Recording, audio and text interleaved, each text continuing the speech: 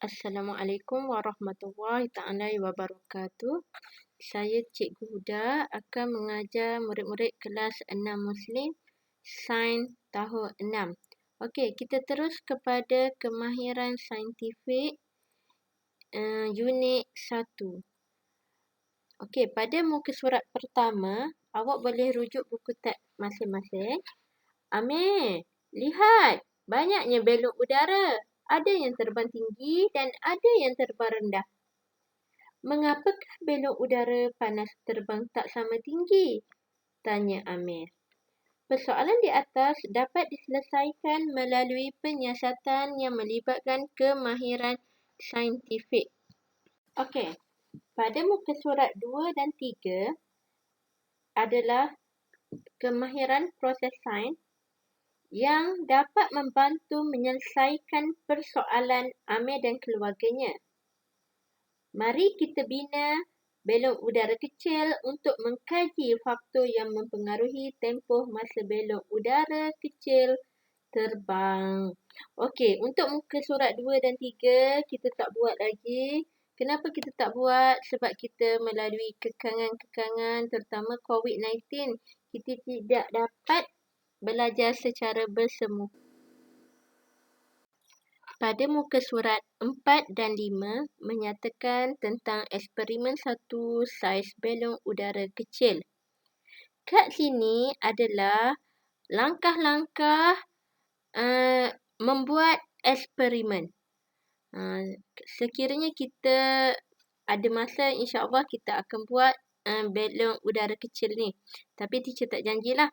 Okey, kita terus pergi kepada perbincangan kemahiran proses sains secara detail. Okey.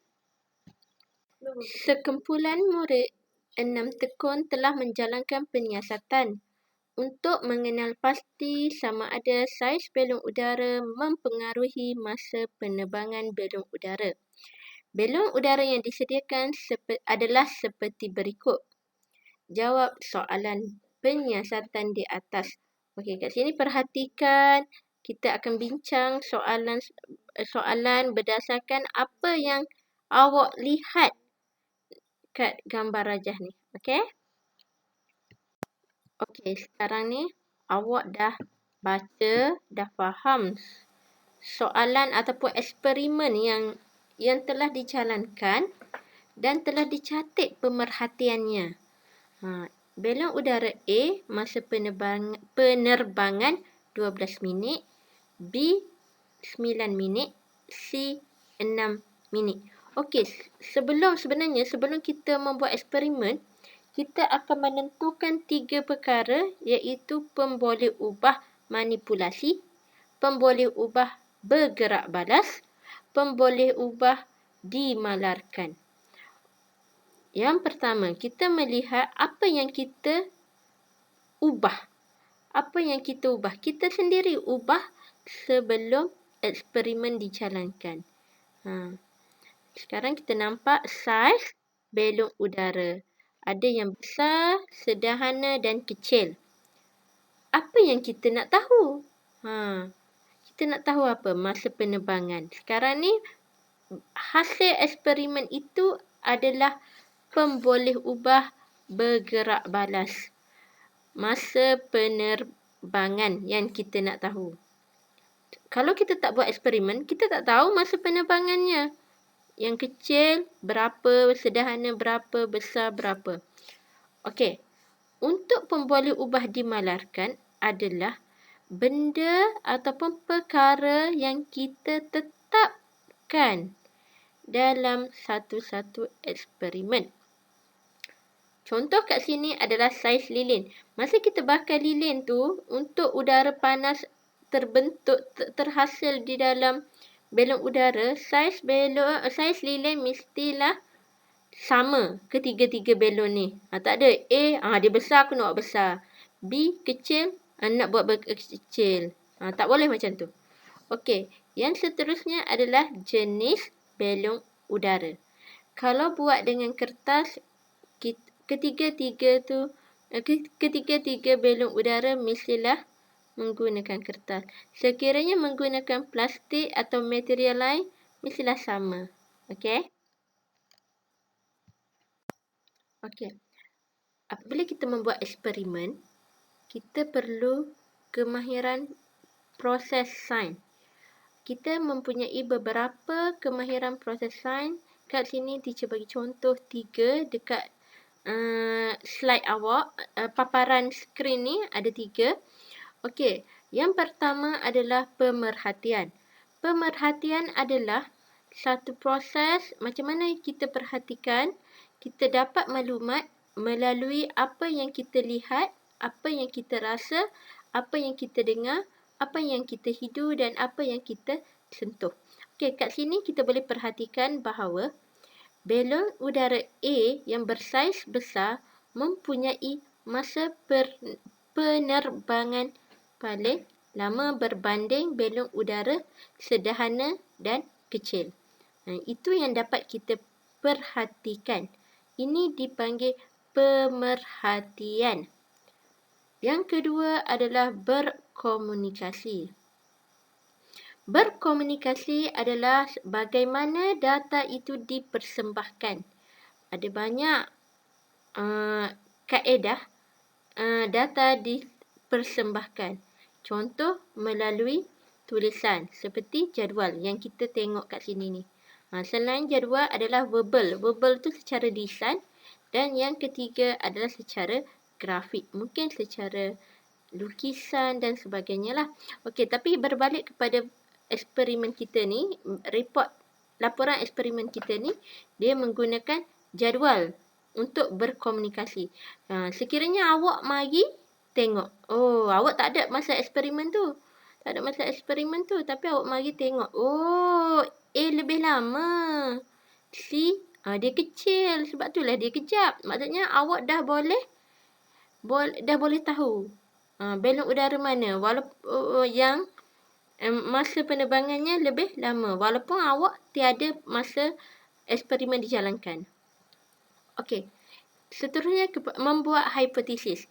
Hipotesis adalah jangkaan awal sebelum kita membuat eksperimen.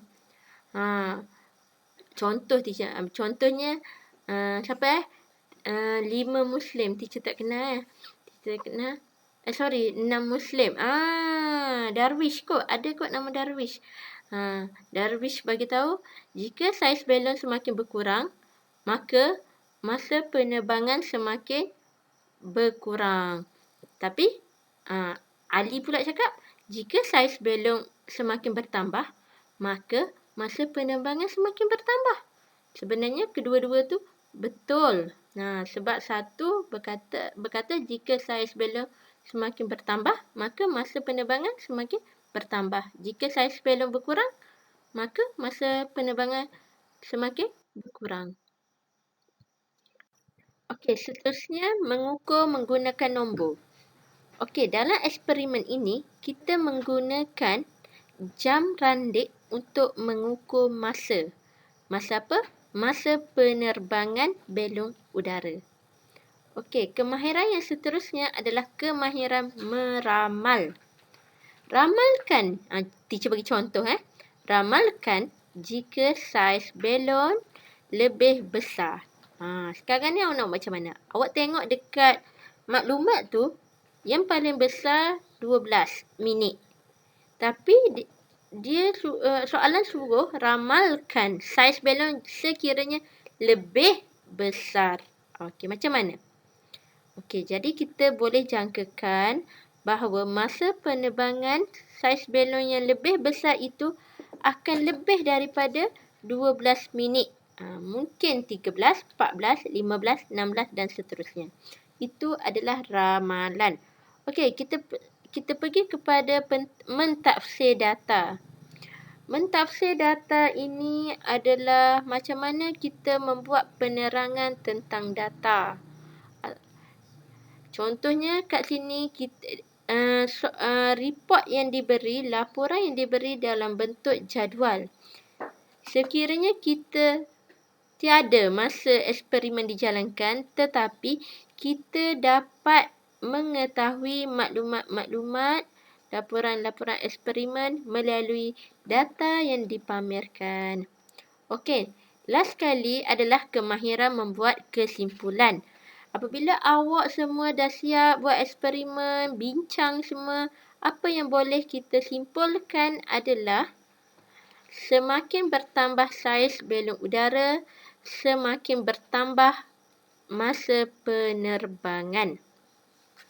Okey, itu sahaja untuk hari ini.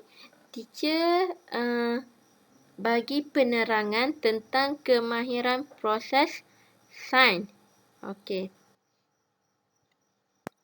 Okey, untuk aktiviti, teacher nak awak salin nota pada slide yang bertanda bintang di dalam buku sains praktikal awak. Okey? Okey, sekian dulu daripada teacher. Kita berjumpa lagi pada minggu hadapan. Assalamualaikum.